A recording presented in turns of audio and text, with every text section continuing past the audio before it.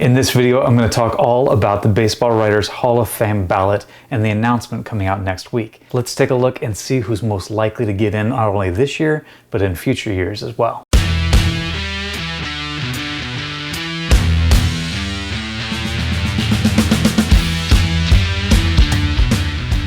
Hey everybody, thanks for joining me back on my channel, Brutus on Baseball. It is January once again. That means it's Hall of Fame time, and I love this time of year. I've saved this video up a little bit longer to get into January so we can take a look at the ballot tracker to see how a lot of these players are lining up. But really what I want to do is I want to look at who's most likely to get in this year and also put it in a top 10 so I can see who I should buy cards of right now in anticipation of who's going to get in 3 or 4 or 5 years from now. So let's start all this off by looking at my last year's top 10 for the Hall of Fame for the writer's ballot. At the top of the list, Adrian Beltre and Todd Helton. Those two guys did make it in last year just as I predicted. So we take them off the list right away.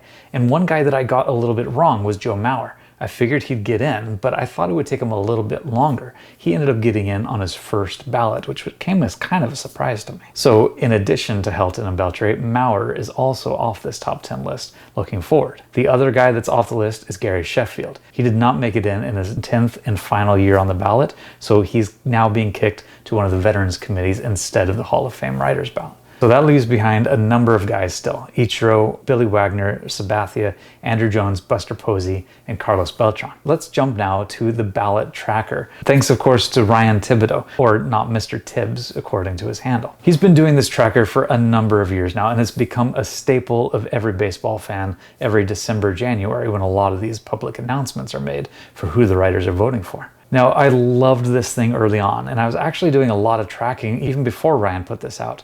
I was working with guys like Darren Viola and Leo Kitty way back in the day when we were first starting to try to track these. And the reason I was doing it is because I wanted to find out who's most likely to get in so I could buy their cards for the Hall of Fame set registry before they got into the Hall of Fame when they're a lot cheaper. And so that became my strategy, along with buying a couple cards of the guys that I thought had a really good chance of getting in. And so I have to say that this ballot tracker was amazing.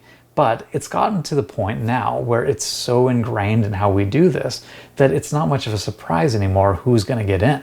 We're able to take a look at this and follow pretty closely who actually has the best chance. There's definitely a lot of drops in percentages once these guys actually have the full announcement, but this does give us a really good idea, and so it takes a lot of the guesswork out of it. In some ways it's good, and in some ways it's not that great because it takes a little bit of the excitement, the joy out of the announcement out of it. But I digress. This is the way that it is right now, so we got to go with it. So let me share with you what I'm seeing from this year. Now the row up here is their percentages. We see 79.6% for Beltran.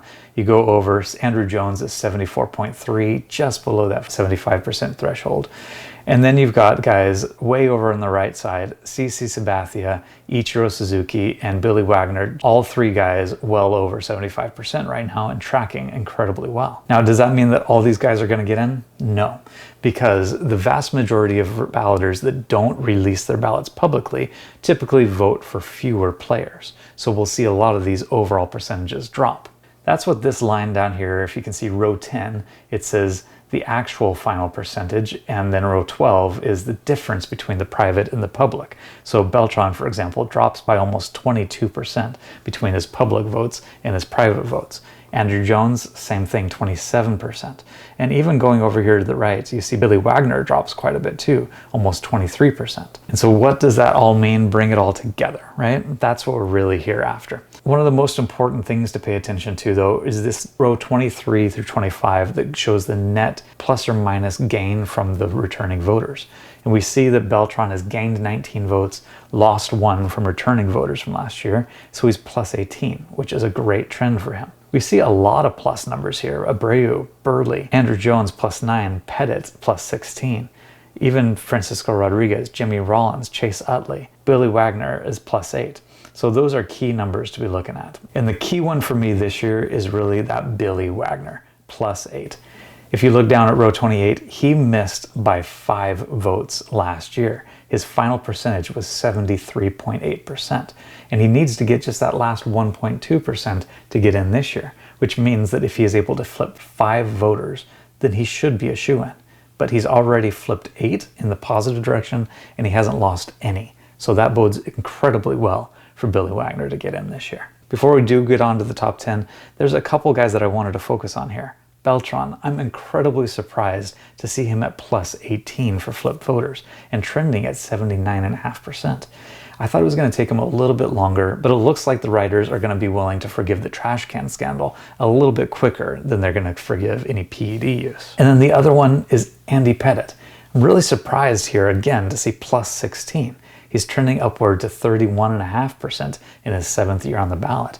To me, he is a really borderline case for Hall of Fame. He didn't have great numbers in his career, but they look great because he played on those Yankee juggernaut teams of the late 90s, early 2000s. And he was incredibly good in the postseason.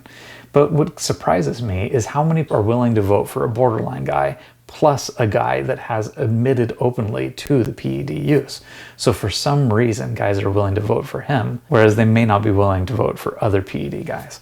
A little bit surprising to me, but I wouldn't be too surprised to see his numbers continue trending upward. We'll see if he gets anywhere close to the 75% in the next year or 2 or 3 that he's back on the ballot. Kind of doubt he'll get in, but with these numbers, it's kind of looking like he has a chance. And so with that, let's look at my top 10 guys that I think have the best likelihood of getting in over the next 5 years or so. Number 1, obvious, Ichiro. He's getting in this year. He may even be a unanimous selection.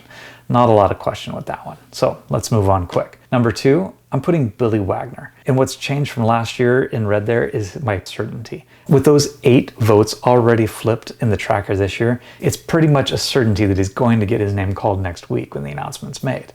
There's still a slight chance that he might lose a few votes, but I highly doubt it. So I expect him to be getting in. And then the third one that I think is going to get in this year is Sabathia. I thought he was going to have to wait at least 1 year, so I'm bumping up my prediction from 2026 to 2025, and I put that about 95%. He is likely to drop in his overall percentage, but I think he's trending so highly right now in the low 90s that it's not likely that he'll miss this year. So those 3 guys, pretty much shoo-ins in my opinion to get in next week. Now looking forward to the future, this guy jumped up a number of spots for me, and that's Carlos Beltran. I think I originally estimated that he'd get in around 2027 or 2028, but he is trending way higher than that already at almost 80% this year. I expect this year he'll likely get in the percentage somewhere in the mid-60s, but that gives him a great opportunity next year when there are very few good candidates coming for the first time on the ballot. I still put it at 80% for him because I could see a number of writers still holding out and not giving him a vote, but I really do think he has a better shot this year than I would have said last year at this time.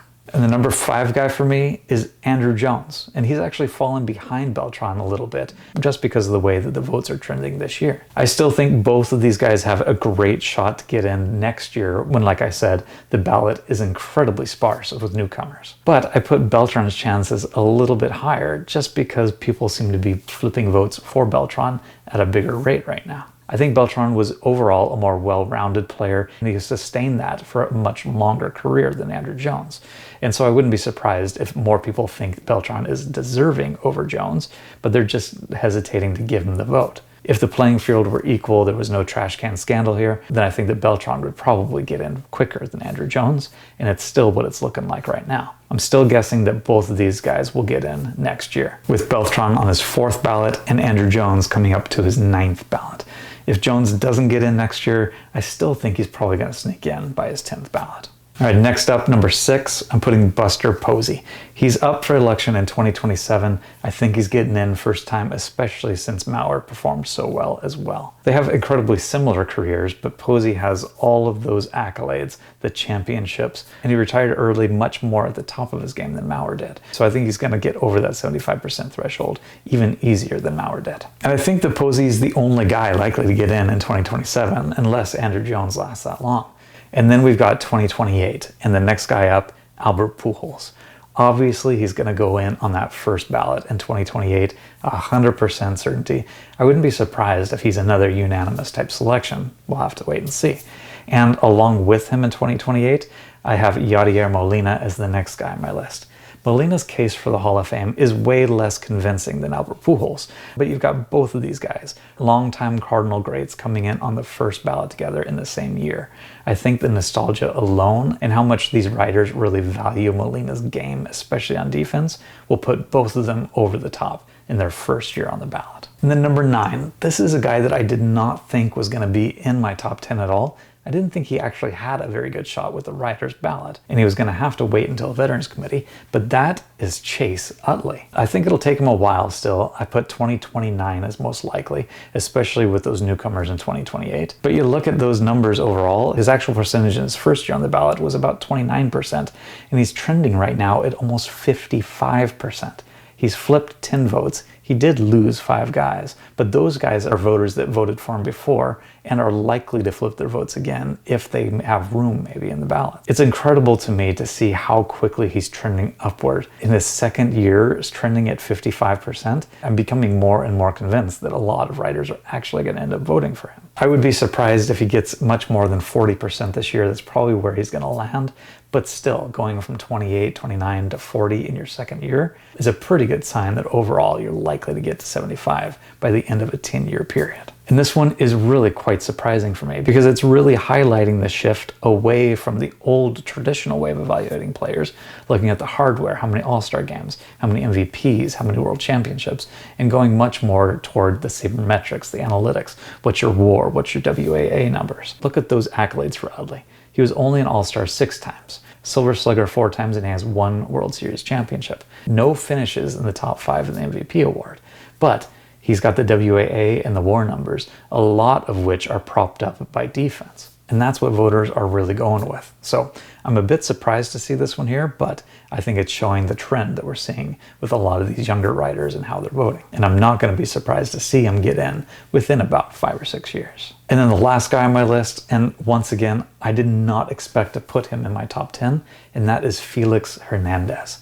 It's his first year on the ballot in 2025, and I think it's going to take a long time for him to get in there if he ever does. But you look at his voting percentage right now, and he's trending at about 25%.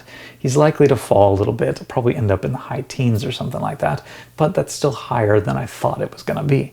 It could take him a long time to get in. It could take him a whole 10 years. He might be a Veterans Committee someday, but I think that this one is important to look at because it's surprising. And the reason why it may be this way is because the starting pitcher role in baseball is completely changing the last number of years. And Felix Hernandez may be one of those few guys that is the old style of starter, and a lot of writers might be giving him extra credit for that.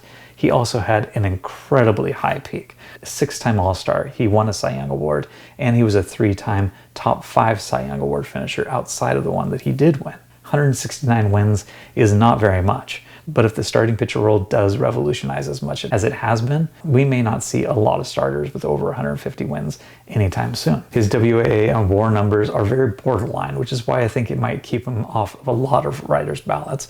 But still, he's an interesting one to look at and very surprising for me. Now let's look at some of those honorable mentions coming up. These guys are at least 5 years into the future. Miguel Cabrera, Zach Greinke, Joey Votto, and Evan Longoria all showing up on the 2029 ballot.